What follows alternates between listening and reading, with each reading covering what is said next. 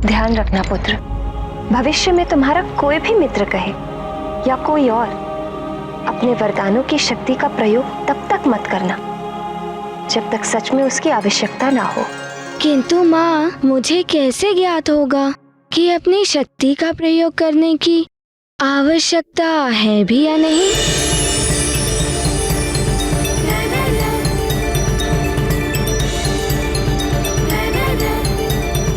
आओ, मैं बताती हूँ।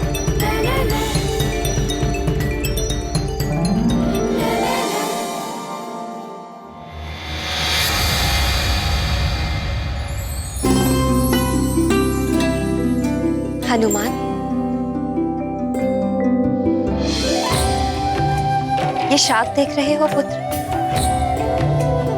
इसे चाकू से ही काटा जाना चाहिए, ना कि तलवार से। अर्थात शाक की आवश्यकता चाकू से पूरी होती है, ना कि तलवार से।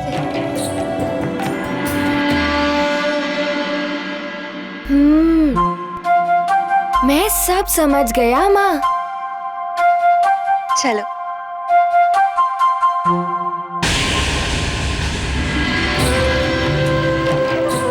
ये चूल्हा देख रहे हो पुत्र, इसमें उतनी ही आंच रखी जाती है जितने में भोजन पक जाए।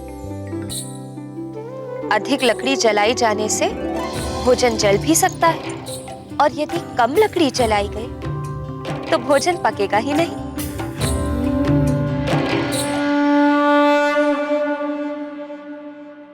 मैं समझ गया माँ।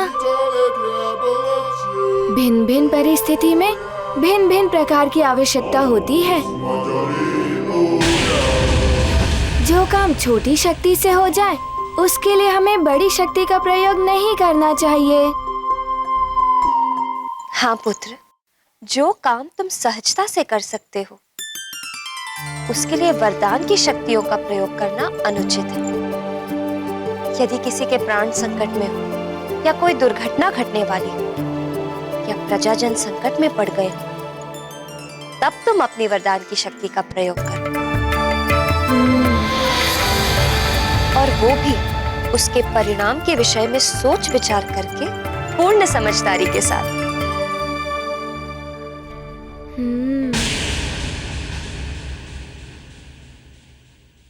मैं अब ऐसा ही करूँगा माँ।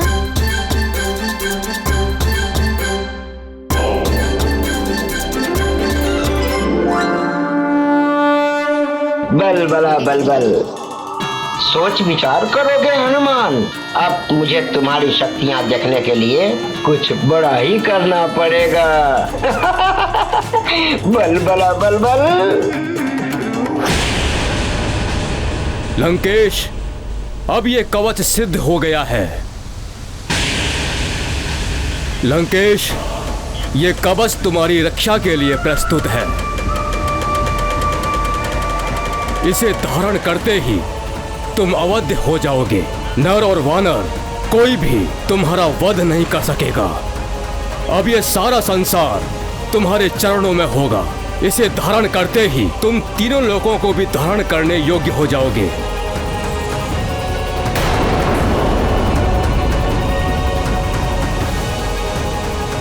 धारण करो इसे लंकेश।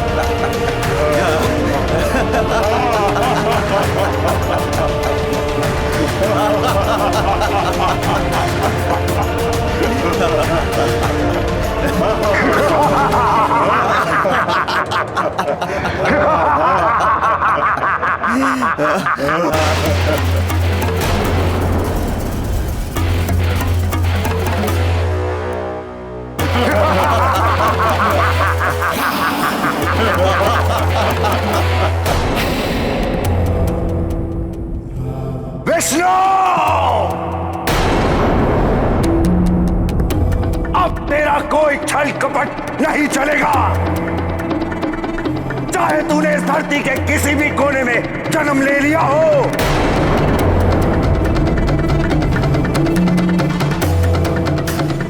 चाहे तुम सारे देवता मिलकर उस तुच्छ वानर बालक को जितनी चाहे शक्तियां दे दो, अब मेरा कोई आयत नहीं कर सकता।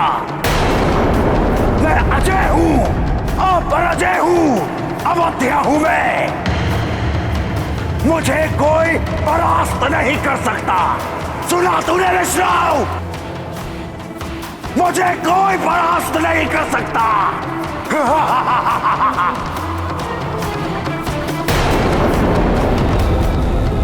अब मैं निकलूंगा अपने रक्षा कवच के साथ परिभ्रमण करने के लिए। दशानन रावण की जय, दशानन रावण की जय, लंकेश रावण की जय।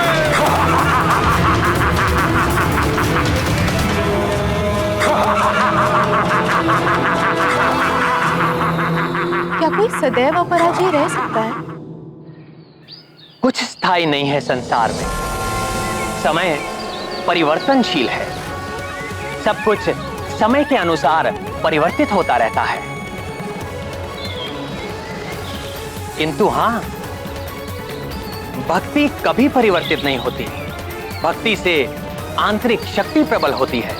वो शक्ति आत्म त्याग के लिए प्रेरित करती है। और जब मनुष्य सच्चा आत्म त्याग करता है, तभी उसकी आत्मा ईश्वर के प्रति पूर्णतः रूप से समर्पित हो पाती है। किंतु स्वामी, आत्मत्याग बहुत ही कठिन साधना के द्वारा ही संभव होती है। हाँ मित्रविंदा, किंतु जिसने ये कठिन साधना कर ली, उसे ना तो मृत्यु का भय रहता है और ना ही स्वर्ग के सुख की कामना। अजय हो जाता है वो। उसकी देह तो पराजित हो सकती है, किंतु आत्मा नहीं। इसीलिए रावण या अन्य मनुष्यों की भांति भय, वासना और लालच के नाम पर बाहरी सुरक्षा कवच ढूंढने के स्थान पर आंतरिक सुरक्षा कवच की सिद्धि करनी चाहिए, जो आत्मा को सुरक्षित करती है। और उसकी सिद्धि तभी होती है जब आत्मा भक्ति भाव के साथ परमात्मा के प्रति पूर्ण रूप से समर्पित हो जाती है। अरे वाह, इतने सुंदर उपहार, नए नए अंग वस्त्र, नए आभूषण।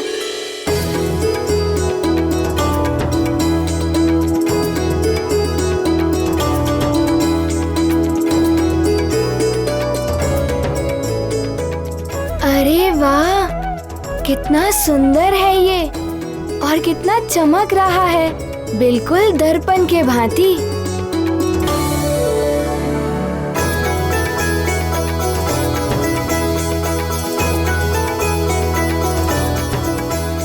माँ, ये कितना सुंदर है। मुझे बहुत अच्छा लगा। माँ, मैं इसे अभी पहन लूं? अभी नहीं पुत्र, समय है अभी। पहले तुम्हारा राज तिलक होगा, तुम युवराज बनोगे तब। नानी, युवराज तो मैं अभी भी हूँ ही ना। सब मुझे युवराज कहते हैं।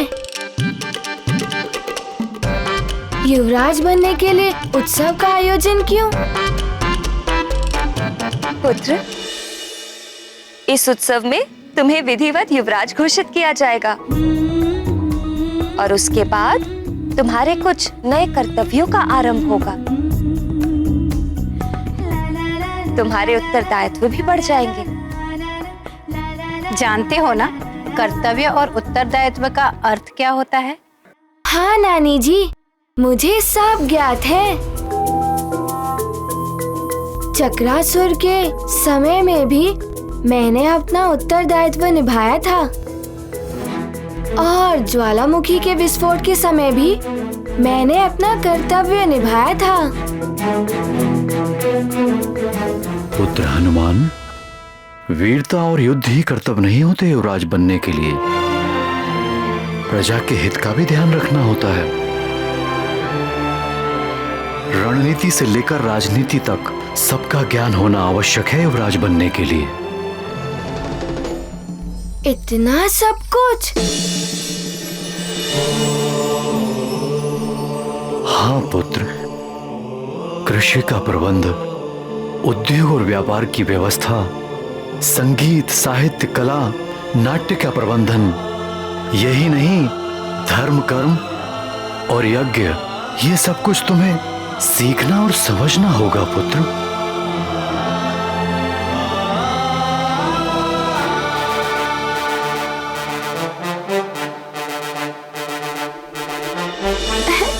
इतना सब कुछ? हाँ पुत्र, अपने आचरण और कर्मों से तुम्हें प्रजा के लिए आदर्श बनना होगा। प्रजा का संरक्षण और जन कल्याण तुम्हारा प्रथम कर्तव्य और परम लक्ष्य होना चाहिए।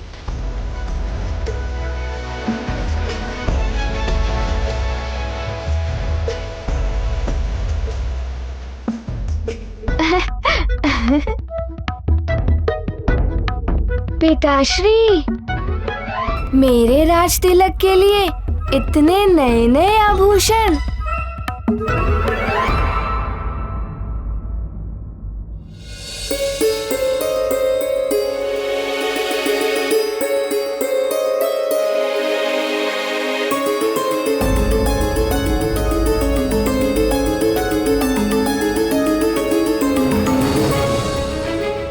अंजना, इतनी उदास क्यों हो? संस्कार, समझ और अनुभव कोई औषधि नहीं है जो घोलकर पिला दी और बालक को ज्ञान प्राप्त हो गया। हमें निरंतर प्रयास करना होगा और देखना हमारा हनुमान शीघ्र ही सब कुछ सीख जाएगा। माँ, मैं ये सब अपने मित्रों को दिखाऊं? उत्सव में तो सब देख ही लेंगे ना।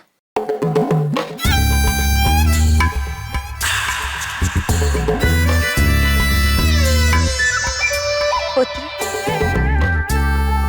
मैंने तुम्हें समझाया था ना, किसी भी प्रकार का दिखावा करना अनुचित है। वस्त्र आभूषण हो, धन संपदा हो या शक्ति बल, किसी भी प्रकार का अनावश्यक दिखावा नहीं करना चाहिए पुत्र।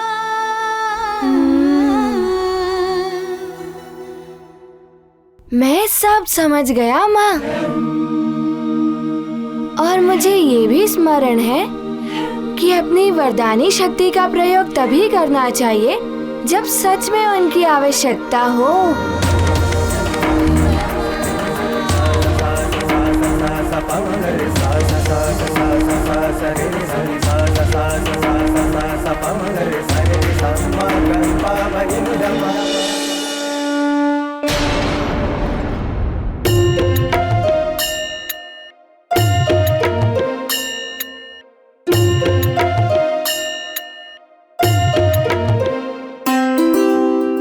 कितना श्रृंगार करोगी उर्वशी? होना तो वही है जो नित्य होता है। हम नृत्य करेंगे, देवराज इंद्र कुछ प्रशंसा के बोल बोलेंगे, बस।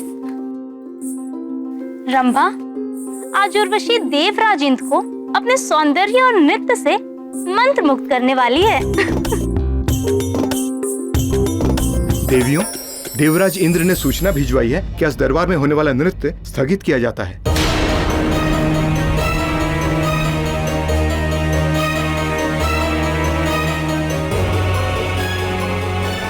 परिश्रम और अभ्यास किया था हमने, और देवराज इंद्र ने नृत्य स्थगन का आदेश दे दिया।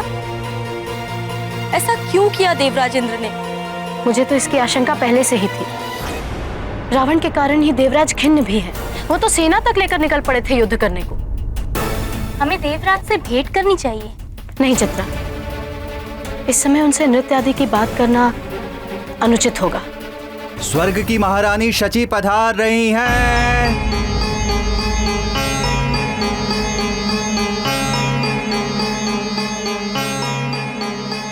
महारानी, प्रणाम महारानी। आप एकाएक यहाँ रंगशाला में? हाँ, तुम सबके लिए एक सुखद समाचार है। तुम्हारी परम सखी के जीवन में आज सुनहरा अवसर आया है।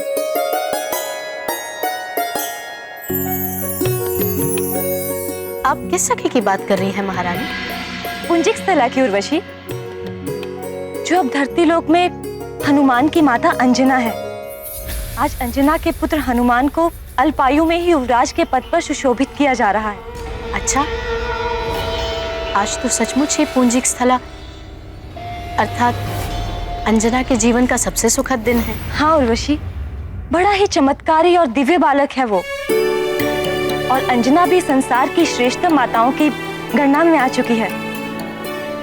चलो अच्छा ही है, पृथ्वी पर जाकर ही सही कुछ तो श्रेष्ठता मिली उसे, अन्यथा स्वर्ग में तो वो एक साधारण अप्सरा थी। क्यों उर्वशी, तुम्हें ईर्ष्या हो रही है? मुझे क्यों ईर्ष्या होगी महारानी? स्वर्ग के सुख पृथ्वी पर कहाँ? अच्छा सुनो, सुमेरु से स्वर्ग में भी निमंत्रण आया है, तो हमने सोचा वो तुम्हारी सखी है, तुम सब चली जाओ वहां, उससे मिल भी लोगी और हमारी ओर से उसे उपहार भी दे देना। यदि आप और देवराज चाहते हैं तो हम अवश्य जाएंगी वहां।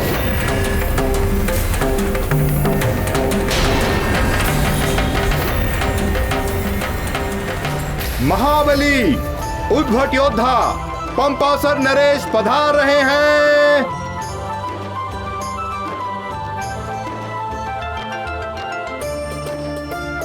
प्रणाम ऋषिवर। आयुष्मान भव। आपका स्वागत है। देवगुरु बृहस्पति पधार रहे हैं। पितामह, आपका स्वागत है।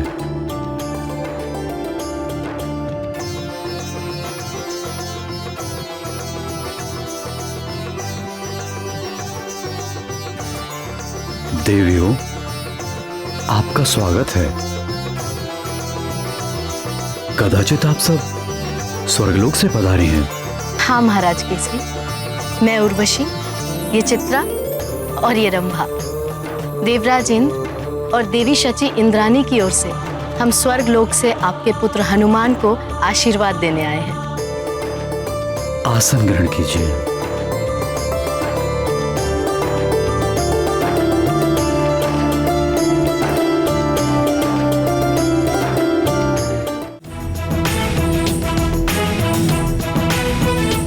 महाराज केसरी की जय, युवराज हनुमान की जय, युवराज हनुमान की जय, युवराज हनुमान की जय, अंजनी पुत्र हनुमान जी की जय, पवन पुत्र हनुमान की जय, पवन पुत्र हनुमान की जय, पवन पुत्र हनुमान की जय।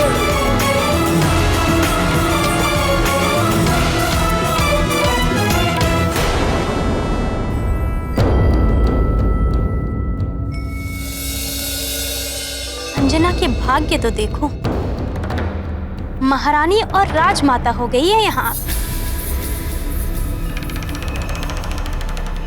चित्रा, सत्य कहा, हम तो बस अप्सराएं बनकर रह गई, मात्र नृत्यांगनाएं। और ये यहाँ राजमाता बनकर सबका सम्मान पा रही।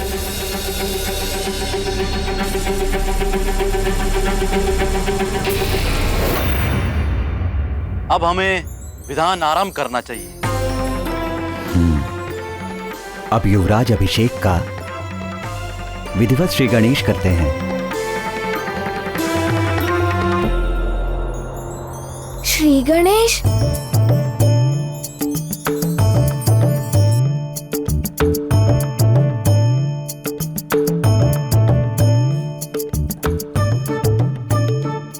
पुरोहित जी, ये श्री गणेश क्या होता है?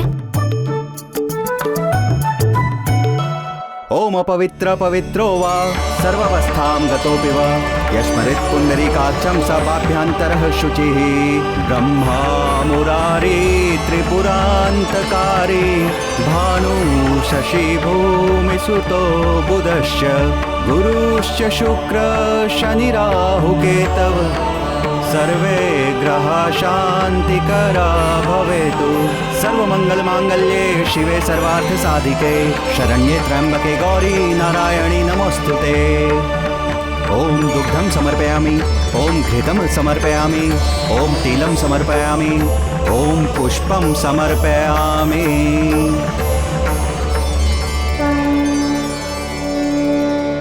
युवराज हनुमान की ज्ञान गुण सागर जय, बेसती बुलोक उजागर जय, ज्ञान गुण सागर जय, बेसती बुलोक उजागर दूत अतुलित बल धामा, पुत्र पवन सुत नामा, वीर विक्रम बजरंगी कुमति निवार। अब हनुमान युवराज पद की शपथ ग्रहण करेंगे।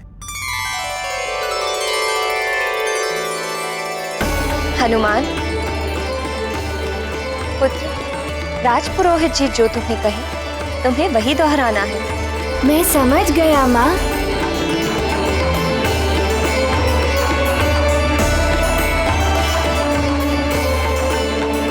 मैं सुमेरु महाराज केसरी और राजमाता अंजना पुत्र हनुमान युवराज पद की शपथ लेता हूँ।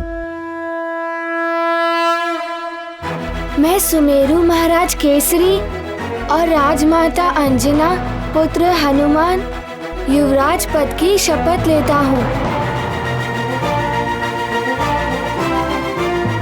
मैं प्रतिज्ञा लेता हूँ अपने पद की मर्यादा और गरिमा का ध्यान रखूंगा। मैं ये प्रतिज्ञा लेता हूँ कि अपने पद की मर्यादा और गरिमा का ध्यान रखूंगा।